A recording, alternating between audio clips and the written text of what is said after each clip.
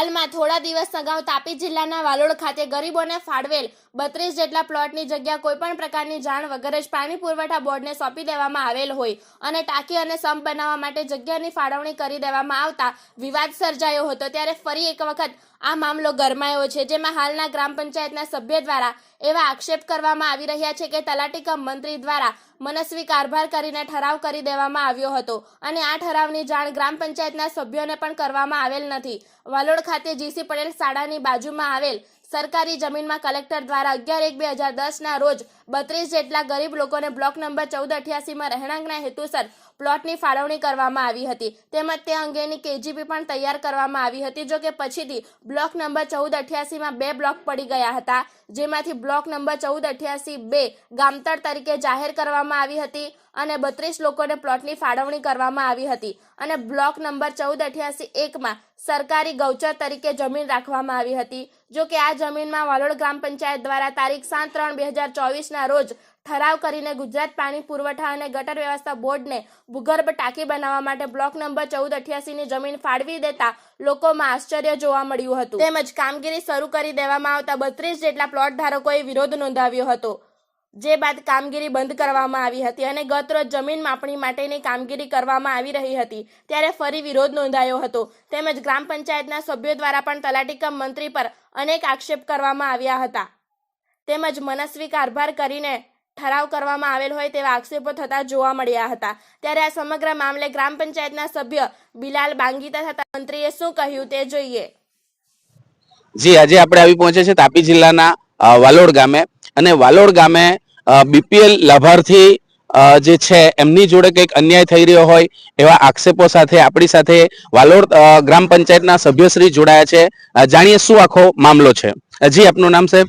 બિલાલભાઈ બાંગી। અચ્છા, બિલાલભાઈ શું મુદ્દો છે આ જમીન બાબતનો? આ જમીનના અંદર મુદ્દામાં એવું છે કે તારીખ 19/2/2008 જ્યારે આપણા માનનીય વડાપ્રધાન શ્રી નરેન્દ્રભાઈ મોદી સાહેબ ગુજરાતના મુખ્યમંત્રી હતા, ત્યારે એક બધી પંચાયતોને કહેવામાં આવેલું કે ભાઈ જે કોઈ બીપીએલ 0 થી 20 સુધીના બીપીએલ લાભાર્થીઓ છે, ઘર વિહોણા છે, એમને આપણે સરકારી જમીનની અંદર પ્લોટ ફાળવણી કરવામાં આવવાની છે।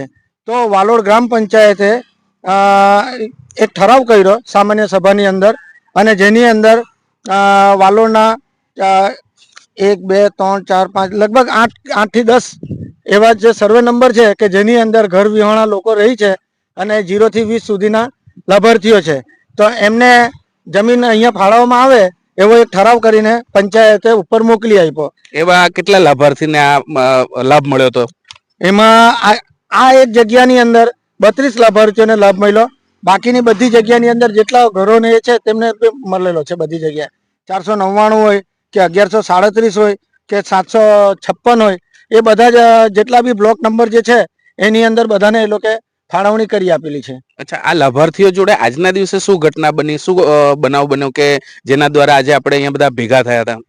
હવે એની અંદર અત્યારે એક ભૂગર્ભ ટાંકી બનાવવાનો પ્રોગ્રામ પંચાયત તરફથી કરવામાં આવે છે। તો અમારા જે તલાટી સાહેબ ખરા એમણે એક કોઈને પૂછવા વગર કે કોઈના એમના મનસ્વીપણે એ લોકો એક ઠરાવ અહીંયા લખીને એ લોકોને આપી દીધો કે ભાઈ આ જે જગ્યા 1488 તેની અંદર તમે ટાંકી બનાવો, પંચાયતને કોઈ વાંધો નથી। જેવું આ લોકો અહીંયા કામ ચાલુ કર્યું એટલે અહીંયા 32 પ્લોટ ધારકો જે હતા એ લોકો અહીંયા આવીને કામ બંધ કરાવી ગયા કે ભાઈ આ તો અમને ફાળવેલી જગ્યા છે, બરાબર છે। એટલે એ લોકો કામ બંધ કરી દીધું કે ભાઈ આ ઠરાવ જો અમને આપવામાં આવેલો છે તો એ ઠરાવને નકલ અમે જે તારીખનો ઠરાવ એમણે આપેલો છે પાણી પુરવઠામાં એને અમે ત્યાં જઈને તપાસ કરી, ચકાસણી કરી, તો એની અંદર 1488નો કોઈ ઉલ્લેખ જ નથી કરવામાં આવ્યો અને ઠરાવની અંદર એ નંબર કે બીજા કોઈ નંબર લખવામાં આવ્યા જ નથી। એમણે મનસ્વીપણે જ એ લોકોનો ઠરાવ લખીને મોકલી આપેલો છે। આ ઠરાવ છે પંચાયતનો, ઓરિજિનલ ઠરાવ આ છે લખેલો સામાન્ય સભાની અંદર। હવે એની અંદર એ લોકો આ ખાલી 3 જ નંબરનો એ લોકો ઉલ્લેખ કરેલો છે કે ભાઈ 898, 48 અને 1122, બાકી બીજા જે ઠરાવ જે આવ્યો લખેલો છે કે ભાઈ 472, 499, 500, 756, 1137 એ બધાનો કોઈ ઉલ્લેખ કર્યો જ નથી। 1488 એવો ઉલ્લેખ કર્યો જ નથી, એટલે પેલા લોકો બી પેલી કહી તેમ કે ની ખબર હતી એ લોકોને ને એ લોકો અહીંયા કામ ચાલુ કરી દીધું. અહીંયા આવ્યા જગ્યાના ઉપર ત્યારે એ કોન્ટ્રાક્ટરને બી ખબર પડી કે ભાઈ આ જગ્યા તો બીજી છે. બરાબર છે. એટલે મનસ્વીપણે આપનું કેવું એવું છે કે તલાટીશ્રીએ મનસ્વીપણે પોતે નિર્ણય લઈને કોઈને વિશ્વાસમાં રાખ્યા વગર આ રીતે આ સર્વે નંબરનો ઉલ્લેખ એમને જ્યારે આપવામાં આવે છે પાણી પુરવઠાને ત્યાં કરવામાં આવે છે, પણ જે અસલ ઠરાવ જે ગ્રામ પંચાયતના ચોપડે બોલાય છે હા. એમાં આ સર્વે નંબરનો ઉલ્લેખ થયો થયો જ નથી. ખરી વાત છે, બરાબર છે. બિલકુલ. સાથે સાથે જાણીએ સાહેબ કે આજે અહીંયા જે પ્લોટ ધારકો છે એ આ જગ્યા પર જગ્યા છોડીને જવાનું કારણ શું? ગ્રામ પંચાયત પરથી એમને સુવિધાઓ ન મળવાના કારણે? ના, એ 2010 ની અંદર જ્યારે આ પ્લોટની ફાળવણી થઈ પછી એમણે મામલતદારમાં 7/12 એ લોકોની એન્ટ્રી કરાવીને અહીંયા બાકીના જે આ 32 માંથી 8 વ્યક્તિ એવા હતા કે તે લોકોના માટે ગ્રાન્ટ આવેલી હતી આવાસની. તો જેની ગ્રાન્ટ આવેલી હતી આવાસની એ લોકો 8 વ્યક્તિઓ અહીંયા ઘર બનાવી લીધા. આ ઘર તમે પાછળ જોઈ શકો છો, અહીંયા છે અને પેલી તરફ છે. તો 4 ત્યાં છે, 4 અહીંયા છે. એ લોકો અહીંયા ઘરો બનાવ્યા, પણ પંચાયત તરફથી બીજી કોઈ સુવિધા, ના રસ્તાની સુવિધા આપી એ લોકોને, કે ન તો એ લોકોને પાણીની સુવિધા, કે ન તો લાઇટની સુવિધા. એટલે થોડાક ટાઈમ જ્યાં સુધી એ લોકોથી રહેવાયું ત્યાં સુધી રહ્યા. પછી એ લોકો બિચારા આમ તેમ ઘર કોઈનું ભાડે લીધું, કે કોઈના ઓટલા પર, કે કોઈના વાડામાં રહેતા થઈ ગયા એ લોકો. સાથે સાથે આપણે એ પણ જાણીએ કે આજે જે પ્લોટ ધારકો આપ જણાવી રહ્યા છો, 32 પ્લોટ ધારકો છે, એમની પાસે આ જમીનના આધાર પુરાવો હાલની તારીખમાં હયાત છે? એમની પાસે બધા જ પુરાવા સનદ છે ને બધા પાસે. જે કલેક્ટર શ્રીએ જે એમને આપેલી છે આ સનદ, એ બધા પાસે છે. આ છે જ. અને આપ જણાવી રહ્યા છો ને હું પણ જોઈ રહ્યો છું કે 11/1/2010 ના રોજ એમને આ બધું કલેક્ટર શ્રી દ્વારા હસ્તગત કરવામાં આવ્યું છે. બરાબર. હા, બિલકુલ. એ સિવાય શું ઘટના, શું બનાવ, કેટલા લોકો અહીંયા એકત્રિત થયા હતા અને શું મુદ્દા માટે જે 32 જે પ્લોટ ધારકો છે એ પણ આવ્યા હતા સવારે? હા, એ પણ બધા 32 આવેલા હતા. અને એમણે કીધું, તલાટી સાહેબ અહીંયા કોઈ વ્યક્તિને લઈને આવેલા કે ભાઈ આ માપણી કરવી છે, માપણી કરીને પછી એ લોકોની જગ્યા આપી દઈએ, બાકીનામાં આપણે કામ ચાલુ કરાવીએ. 32 જણાએ કીધું કે ભાઈ અમારે કોઈ વાંધો નથી, તમે અમને 32 અમારે જે પ્લોટની ફાળવણી થયેલી છે નકશા મુજબ તમે અમને જગ્યા આપી દો, અને બાકીની જગ્યા પર તમે ટાંકી બનાવો કે કંઈ પણ બનાવો. પંચાયતની જગ્યા છે, પંચાયત જે કરવું હોય તે કરી શકે. સાથે સાથે હાજી, પણ એની અંદર થયું કે અમારા ઉપસરપંચ છે એ એમ કે ના, અમારે તો આ જ જગ્યાએ બનાવી છે. તો આવી દાદાગીરી કરે તો થોડું ચાલે. કોઈ ગરીબોને તમે આવી રીતે હેરાન કરો તો થોડું ચાલે. જી બિલકુલ. સાથે બીજા પણ એક સભ્યશ્રી જોડાયા છે.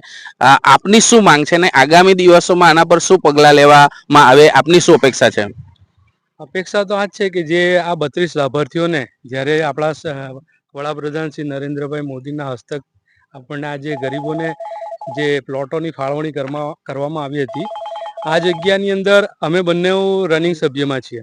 હવે આ 7 તારીખે જે 7/3/2024 દાડે મિટિંગ થઈ ત્યારે હું તો હાજર નહીં હતો. એ મિટિંગની અંદર આ બિલાલભાઈ હાજર હતા. તેની અંદર ઠરાવ કરવામાં આવેલો છે અને એની અંદર આ 3 સર્વે નંબર છે.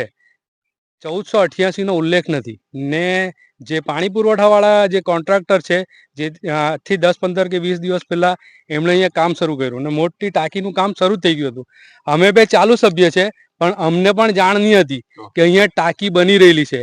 પણ અહીંયા આવતા જતા રાહદારીઓએ જોયું અને જોઈને અમને જાણ કરી કે ભાઈ અમારા પેલા જે પ્લોટ હતા તેના પણ કઈ વસ્તુ બની રહેલી છે. તો આના માટે અમે તાત્કાલિક ધોરણે અહીંયા આવ્યા અને તે કોન્ટ્રાક્ટર પાસે અમે માંગ્યું કે ભાઈ કયા આધાર પુરાવા સહિત તમે અહીંયા કામ શરૂ કરેલું છે. ત્યારે તે કોન્ટ્રાક્ટરે આ ઠરાવ બતાવ્યો. ત્યારે તલાટીશ્રીને મેં કોલ કર્યો તો તલાટીશ્રી અહીંયા આવ્યા 10-15 મિનિટ જ આવેલા હતા ને ત્યાર પછી અહીંથી જગ્યા છોડીને ચાલ્યા ગયા, કારણ કે બધા લાભાર્થીઓ અહીંયા હતા ને બધા લાભાર્થીઓનું હતું કે ભાઈ આ જગ્યા અમારી છે ને અમારી જગ્યા નીમ થયેલી છે, સરકારે અમને ફાળવેલી છે, તો આ જગ્યા પર કામ બંધ કરો. ત્યારે જઈને આ કામ બંધ કરવામાં આવ્યું. જી બિલકુલ. આ બધા કાગળિયા જોયા પછી, ડોક્યુમેન્ટ જોયા પછી આપ સીધો એક આક્ષેપ કરી રહ્યા એવું પણ અમને લાગી રહ્યું છે કે ભાઈ જે ઠરાવ જે અસલ છે ગ્રામ પંચાયત પાસે એમાં અને જે પાણી પુરવઠાને જે ઠરાવ આપવામાં આવ્યો છે ક્યાંક ને ક્યાંક એમાં ગોટાળો થયો એવું પણ દેખાઈ રહ્યું છે. બિલકુલ મેળા પીપળા છે કે કારણ કે ઠરાવ બુક ની અંદર તમે જુઓ તો ઠરાવ બુકમાં આ સર્વે નંબર નો ઉલ્લેખ જ નથી અને જે પાણી પુરવઠાને જે તમે ઠરાવ આપેલો છે તેની અંદર 1488 નો ઉલ્લેખ કયા હિસાબે આવ્યો? બિલકુલ. સાથે સાથે ચાલુ સભ્ય હોવા છતાં આપને પણ વિશ્વાસમાં લીધા વગરનો ઠરાવ એ કેટલો યોગ્ય? આ તો ઠરાવ ખાલી ઠરાવ લખીને એ લોકો આપી દીધો છે. હકીકતમાં આ ઠરાવ થયો જ નથી એવો. 1488 માટે કે બીજા કોઈના માટે ઠરાવ થયો જ નથી. એમણે મનસ્વીપણે લખીને આપી દીધું છે કે ભાઈ અહીંયા તમે કામ ચાલુ કરી દો. ગ્રામજનો માટે પાણીની ટાંકી બને એમાં અમારો કોઈ વિરોધ નથી, અમારા બંનેનો કે આ 32 લાભાર્થીઓનો વિરોધ નથી કે અહીંયા ટાંકી નહીં બને, પણ જે તે જગ્યાએ અમે જ્યારે આ જે KGBP થઈ ગયેલું છે, આનો નકશો બી છે, સર્વે નંબર છે ને નકશો જ્યારે અહીંયા આજે સવારે માપણી કરવા આવ્યા, DLR માંથી આવેલા કે ક્યાંથી આવેલા તે તો ખબર નહીં, એમને કીધું કે ભાઈ અહીંયા KGB થઈ ગયેલો છે ને આનો નકશો હાજર છે, તો કે આ તો કેવી રીતે પછી થાય, પોસિબલ જ નથી, અહીંયા તો નહીં કરી શકાય એમ.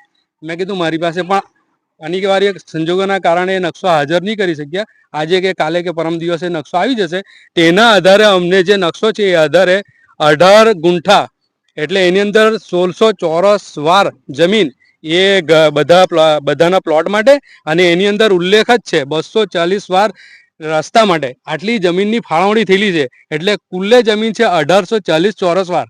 તે જમીન ફાળવીને કમ્પ્લેટ માર્કિંગ કરીને આપો અને આ બધા લાભાર્થીઓને માર્કિંગ કરીને એમના પ્લોટ એમને આપી દો. અમારી માંગણી આ છે, પણ મનસ્વી રીતે આવી રીતે તલાટી કે ઉપસરપંચ આવી રીતે અહીંયા જગ્યા પર સ્થળ પર આવીને એકદમ ગુમરાહ થવાની વાત ને વાલોડનું વાતાવરણ ઢોળાય એવી રીતે વાત કરે તે અયોગ્ય છે, જરાક બી ચાલે નહીં. જી બિલકુલ. જી સાહેબ, આજે સવારે જે બનાવ બન્યો વાલોડ ગ્રામ પંચાયતના સભ્યશ્રીઓ ભેગા થયા, સાથે આપ પણ ત્યાં હતા, શું બનાવ હતો આખો?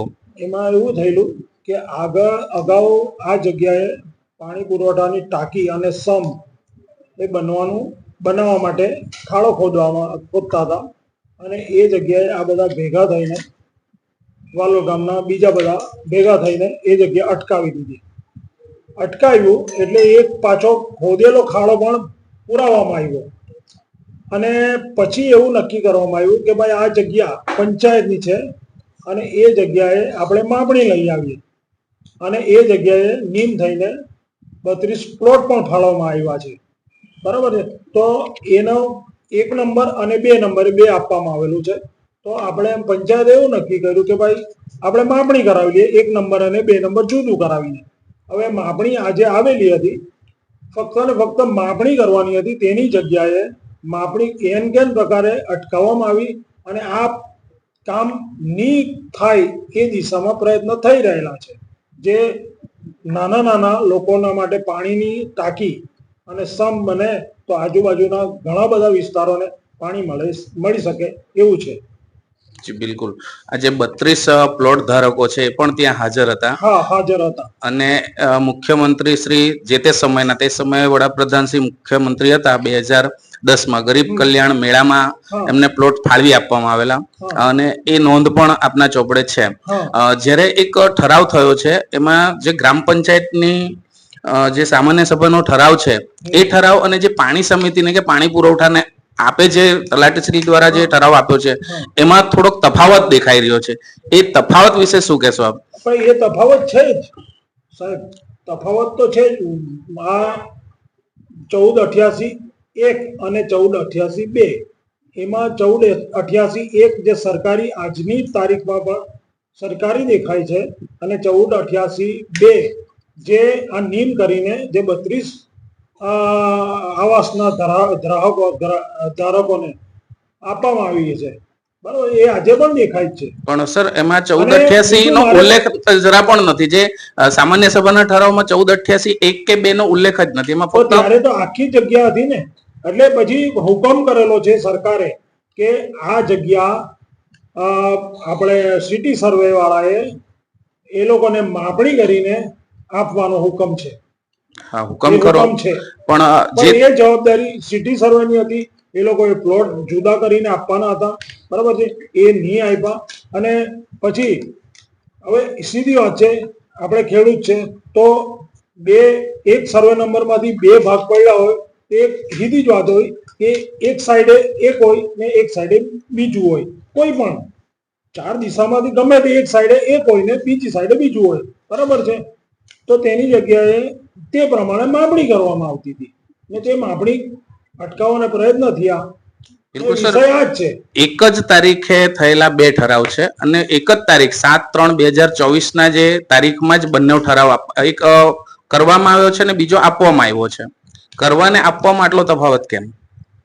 કરવાને આપવામાં તફાવત તો હવે એમાંથી મને નથી ખબર, પણ એક બીજો વિષય, એક નગ્ન સત્ય છે કે આજે 2010માં ફાળવેલી જગ્યા જે ગરીબોને ફાળવેલી જગ્યા તેનામાં આજ સુધી કોઈ રહેવા પણ ગયું નથી અને આજ સુધી એ મકાન જે બાંધેલા છે તે પણ ખંડેર થઈ ગયા અને ત્યાં કોઈ જોવા પણ નહીં જતું હતું. બરાબર, 2010માં આ જગ્યા ફાળવેલી હતી. જી એના માટે વિષયની વાત છે. જી બિલકુલ, આપના જ ગ્રામ પંચાયતના ચાલુ સભ્યશ્રીઓ એવો આક્ષેપ કર્યો કે 2010 પછી એ જગ્યા પર જે પ્લોટ ધારકો હતા કે જે રહેતા હતા એમને પાણી, વીજળી જેવી પ્રાથમિક સુવિધા નહોતી મળી પંચાયત દ્વારા, એટલે ધીમે ધીમે એ લોકો ઘર છોડીને જતા રહ્યા. એ આજની તારીખમાં પણ તમે જોતા એક હેન્ડપંપ પણ છે ત્યાં, બરાબર છે, અને રહેતા થાય પછી જ વીજળી આવે. એ લોકોએ વીજળીનું કનેક્શન માટે જે તે જેનું તેનું ઘર હોય તેને માંગણી કરવાની હોય, બરાબર છે.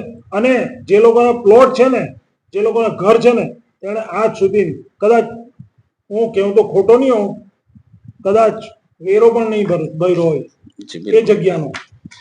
એ તો છે આપણે કહે છે ને કે એ લોકોની છે. ચાલો જી બિલકુલ, આક્ષેપ અને પ્રતિ આક્ષેપ વચ્ચે સર એ પણ આપણે જાણીએ કે તલાટીશ્રીને એવી કોઈ સત્તા ખરી કે આવો સીધો ઠરાવ એ કરી શકે? કારણ કે આવા મુદ્દાઓમાં હંમેશા કલેક્ટરશ્રી જ આ વસ્તુ આપતા હોય છે, પાણી પુરવઠાને આપવું હોય કે બીજી ત્રીજી યોજના માટે જમીનની ફાળવણી કરવામાં આવતી હોય. એ વાત તમે મને પૂછો, પણ એ વસ્તુ મારા સમજની બહાર છે. કારણ કે અત્યારે એક ગુજરાત સરકાર દ્વારા લેન્ડ ગ્રેબિંગ વિશેનો એક એવો પણ કાયદો આવ્યો છે કે જે તે ગ્રામ પંચાયતની ખુલ્લી જગ્યાઓમાં કોઈ પણ જાતના દબાણ કે બીજા ત્રીજા સરકારી કામો પણ કરવા હોય તો એના માટે ઘણી બધી એક પ્રોસેસમાંથી પસાર થવું પડતું હોય છે. તો એ પણ એક મુદ્દો છે. આક્ષેપ પ્રતિ આક્ષેપ વચ્ચે આ મુદ્દાનું નિરાકરણ શું? છેલ્લો સવાલ.